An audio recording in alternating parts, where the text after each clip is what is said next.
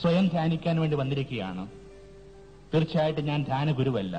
എന്റെ റോൾ എന്ന് പറയുന്നത് ഒരു ഫെസിലിറ്റേറ്ററിന്റെ റോൾ മാത്രമാണ്. ഒന്നോ രണ്ടോ ചിന്തകൾ നിങ്ങൾ സ്വയം ധ്യാനത്തിന് നൽകുക എന്നുള്ളത് മാത്രം. ദൈവത്തിന്റെ മുമ്പിൽ ഇരുന്നുകൊണ്ട് സ്വയം ചിന്തിക്കാൻ വേണ്ടി മാത്രം ഈ സന്ധ്യകൾ ഉപയോഗപ്പെടുത്തുക.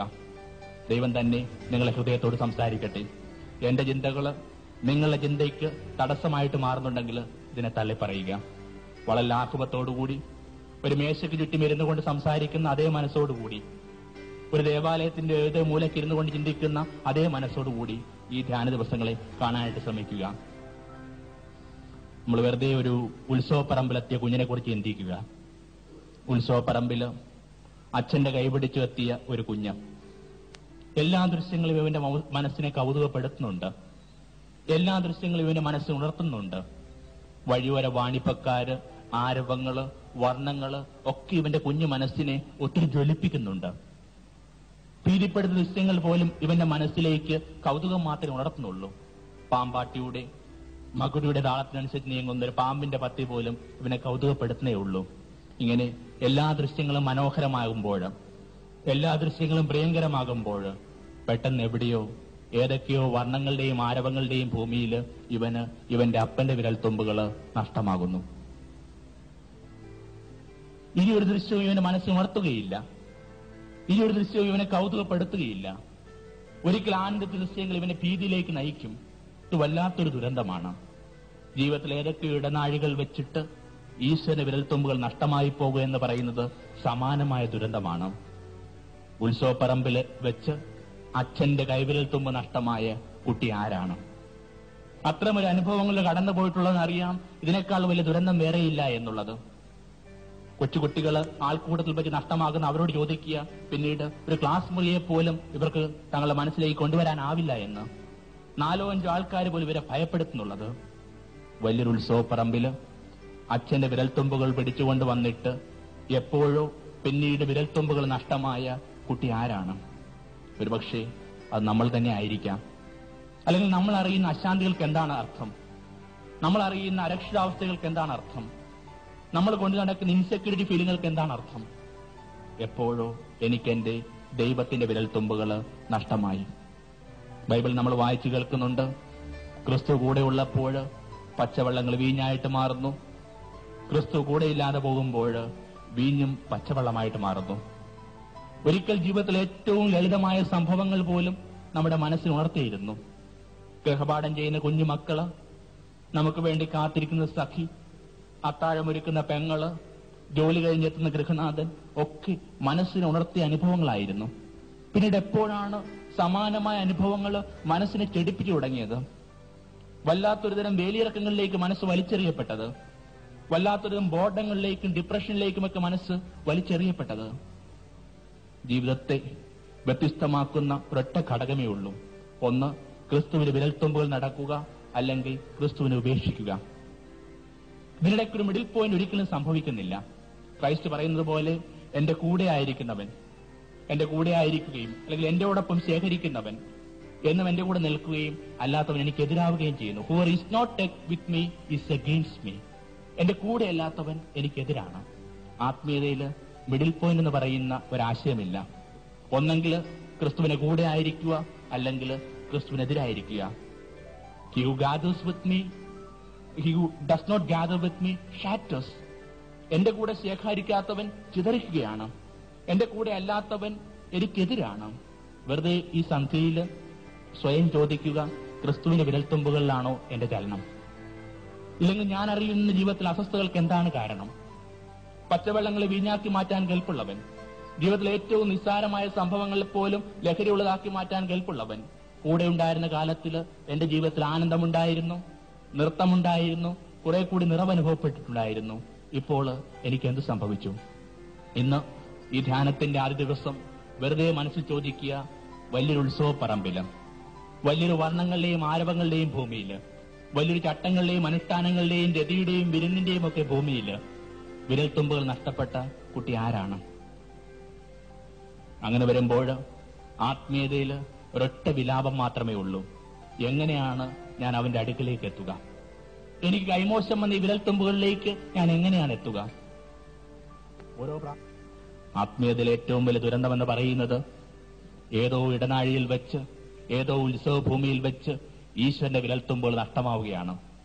ആത്മീയയിലെ ഏറ്റവും വലിയ വിലാപമെന്ന് പറയുന്നത് എങ്ങനെ അവന്റെ അടുക്കലേക്ക് മടങ്ങിയെത്താനാവുമെന്ന് കൊതിക്കുകയാണ്, പ്രാർത്ഥിക്കുകയാണ്. മരുഭൂമിയിൽ ഒരുവൻ പ്രത്യക്ഷപ്പെടുന്നു. അവന്റെ പേര് സ്നാപയോഹന്നാൻ. ജനക്കൂട്ടം അവനോട് ചോദിക്കുന്നു, നിങ്ങൾ ക്രിസ്തുവാണോ?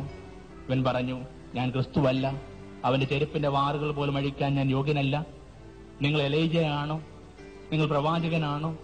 ക്രിസ്തുവിനെ കുറിച്ച് സാക്ഷ്യപ്പെടുത്തുന്ന ഇങ്ങനെയാണ്, ഭൂമി ജന്മം കൊടുത്തിട്ടുള്ളതിൽ ഇവനേക്കാൾ വലിയവനില്ല എന്നുള്ളത്. ഇത്രയും വലിയവൻ, അമ്മ ജന്മം കൊടുത്തുള്ള ഏറ്റവും വലിയവൻ, ആത്മാവിന്റെ നിറവിൽ അമ്മയുടെ ഉദരത്തിൽ വെച്ച് നൃത്തം ചവിട്ടിയവൻ. അവൻ പറയുന്നു, ഞാൻ പ്രവാചകൻ പോലുമല്ല. പിന്നെ നീ ആരാണ്? ഇവൻ പറഞ്ഞു, ഞാൻ ശബ്ദമാണ്. A voice crying out from the desert. മരുഭൂമിയിൽ നിന്ന് വിളിച്ചു പറയുന്ന ശബ്ദമാണ് ഞാൻ. ഞാൻ ആരാണെന്നുള്ള യാതൊരു പ്രസക്തിയുമില്ല. ഞാൻ ആരുമായിരിക്കാം. സക്കറിയായുടെയും എലിസബത്തിന്റെയും മകനായിരിക്കാം. ആയിരങ്ങളെ സ്ഥാനങ്ങളിലേക്ക് നയിക്കുന്നവനായിരിക്കാം. ഏതൊക്കെയോ തപശ്ചര്യകൾ അനുഷ്ഠിക്കുന്നവനായിരിക്കാം. സ്വന്തം ജന്മത്തില് എന്റെ പിതാവിനെ സംഗീതത്തിലേക്ക് ഉണർത്തിയവനായിരിക്കാം. പക്ഷേ അതിനൊന്നും യാതൊരു പ്രസക്തിയുമില്ല. എന്റെ നിയോഗവുമായിട്ട് നോക്കുമ്പോൾ, എന്റെ ഡെസ്റ്റിനിയുമായിട്ട് നോക്കുമ്പോൾ അതിനൊന്നും യാതൊരു പ്രസക്തിയുമില്ല. ഞാൻ ശബ്ദമാണ്. കാറ്റിന്റെ ചൂളം വിളി പോലെ, പുഴയുടെ ശബ്ദം പോലെ, ഇലച്ചാർത്തുകളുടെ മർമ്മരം പോലെ, കടലിന്റെ ആരവം പോലെ ശബ്ദം മാത്രമാണ്. A voice crying out from the desert. ജനക്കൂട്ടം ഇവനോട് ചോദിച്ചു, ഈ ശബ്ദത്തിന് ഞങ്ങളോട് എന്താണ് പറയാനുള്ളത്? അവൻ അവരോട് പറഞ്ഞു, കർത്താവിന്റെ വിരൽത്തുമ്പുകൾ നഷ്ടമായ കുഞ്ഞുങ്ങളാണ് നിങ്ങൾ. പെട്ടെന്ന് ഉള്ളിലറിയുന്നൊരു വിലാപത്തോടുകൂടി, ഉള്ളിലറിയുന്നൊരു വേദനയോടുകൂടി, ഉള്ളിലറിയുന്നൊരു പ്രാർത്ഥനയോടുകൂടി ഇവർ ചോദിച്ചു, എങ്ങനെയാണ് കർത്താവ് ഞങ്ങളിലേക്ക് എത്തുക? അല്ലെങ്കിൽ എങ്ങനെയാണ് ഞങ്ങൾക്ക് കർത്താവിന് ചാരി അണയാനാവുക? അപ്പോൾ ജോൺ ഇങ്ങനെ പറഞ്ഞു തുടങ്ങി, കുന്നുകള് നിരപ്പാക്കുക, താഴ്വരകള് ഉയർത്തുക, വളഞ്ഞ വഴികള് നേരെയാക്കുക, പരിപരുത്തവ മൃദുലമാക്കുക, ഇങ്ങനെ കർത്താവിന് വഴിയൊരുക്കുക. ഒന്ന്, കുന്നുകൾ നിരപ്പാക്കുക.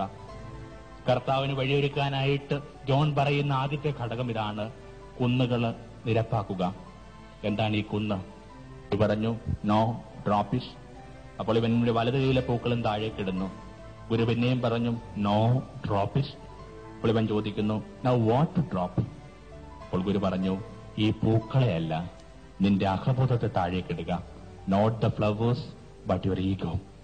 Not the flowers but your ego.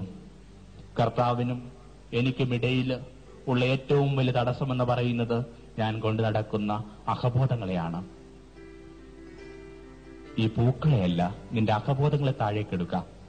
ക്രിസ്തു ഇങ്ങനെ പറഞ്ഞു, ആരെങ്കിലും എന്നെ അനുഗമിക്കാൻ വേണ്ടി ആശിക്കുന്നുണ്ടെങ്കിൽ അവൻ തനിക്കുള്ളതെല്ലാം ഉപേക്ഷിച്ചിട്ട് എന്നെ പിഞ്ചെല്ലട്ടെ. എന്താണ് ഈ ഉള്ളത്? എന്റെ സഖി തീർച്ചയായിട്ടും എന്റെ സ്വന്തമല്ല. അതിന്റെ കുഞ്ഞു മക്കൾ കൂടി അവകാശപ്പെട്ടതാണ്. എന്റെ മക്കൾ എന്റെ സ്വന്തമല്ല. ഖലീജുബ്രാന്റെ ഭാഷയിൽ പറഞ്ഞാൽ, കുഞ്ഞുങ്ങളെ നിങ്ങൾ എങ്ങനെ നിങ്ങൾ ഞങ്ങളിലൂടെ വന്നു, എന്നാൽ ഞങ്ങളിൽ നിന്നല്ല. അല്ലെങ്കിൽ മക്കബാര പുസ്തകം നമ്മൾ വായിക്കുന്നത് പോലെ, കുഞ്ഞു മക്കളെ നിങ്ങൾ എങ്ങനെയാണ് എന്റെ ഉദരത്തിൽ രൂപപ്പെട്ടതെന്ന് എനിക്ക് അറിഞ്ഞുകൂടാ. നിങ്ങൾക്ക് മജ്ജയും മാംസം നൽകി ഞാനല്ല. സങ്കീർത്തനം നമ്മൾ വായിച്ചു കേൾക്കുന്നുണ്ട്, എന്നെ എന്റെ അമ്മയുടെ ഉദരത്തോട് തുന്നിച്ചേർത്തത് നീയാണ്. അപ്പോൾ എന്റെ കുഞ്ഞു മക്കളെന്ന് പറയുന്നത് എന്റെ സ്വന്തമല്ല. അപ്പോൾ നിനക്കുള്ളതെല്ലാം ഉപേക്ഷിച്ചിട്ട് എന്നെ അനുഗമിക്കുക എന്ന് പറയുന്നതിന്റെ പൊരുളെന്താണ്? എന്റെ ഭൂവിടങ്ങളാണോ? സ്വത്തുകളാണോ?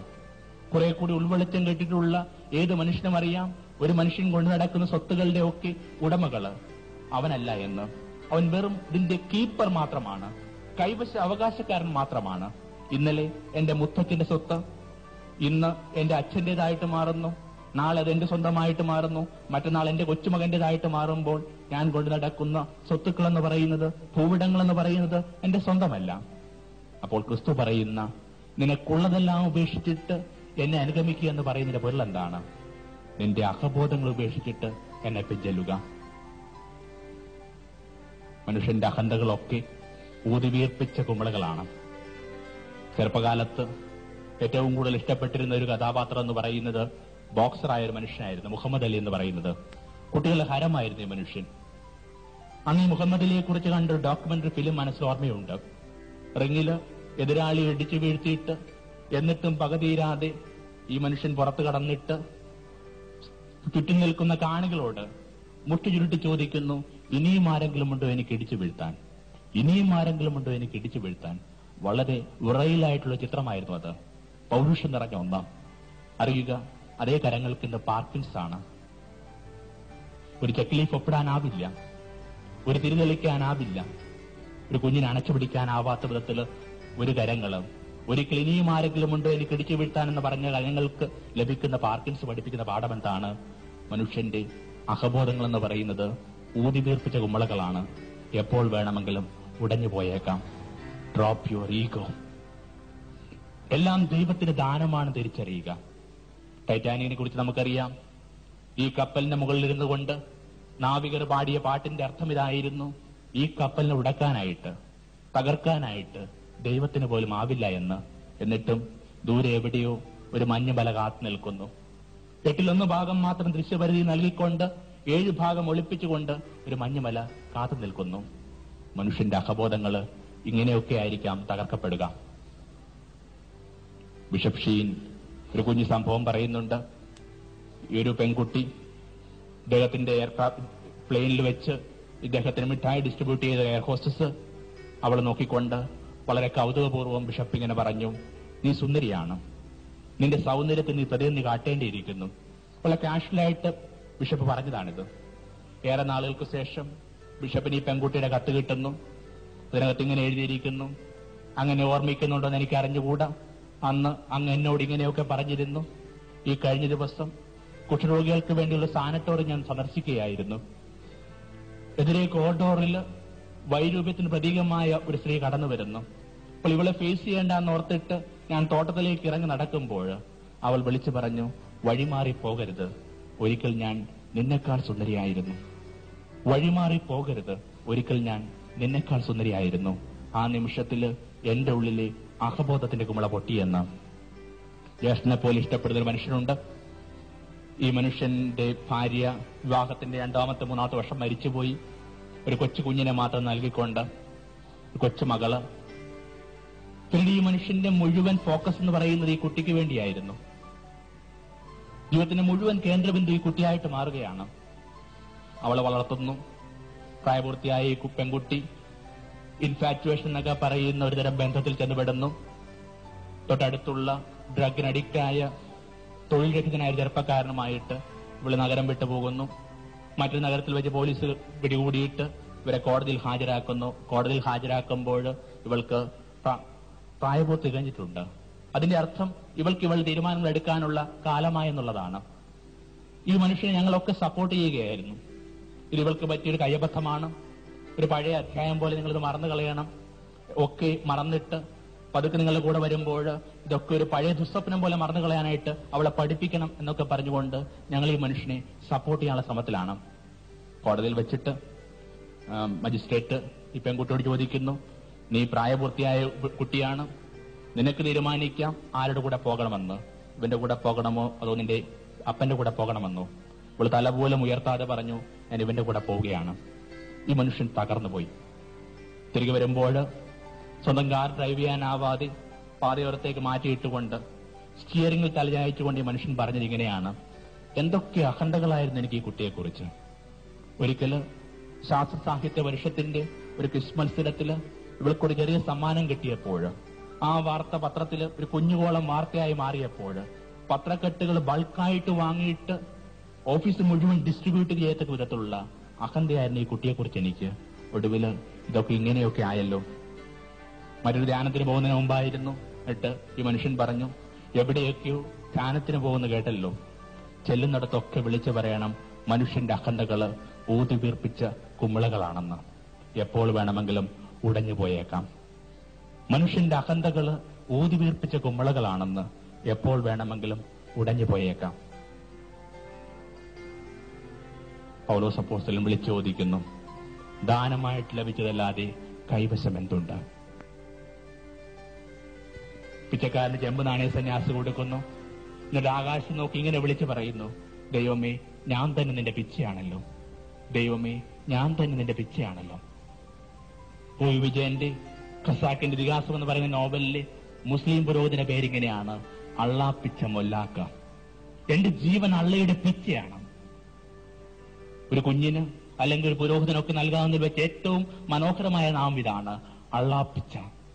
എന്റെ ജീവൻ അള്ളയുടെ ദാനമാണ്.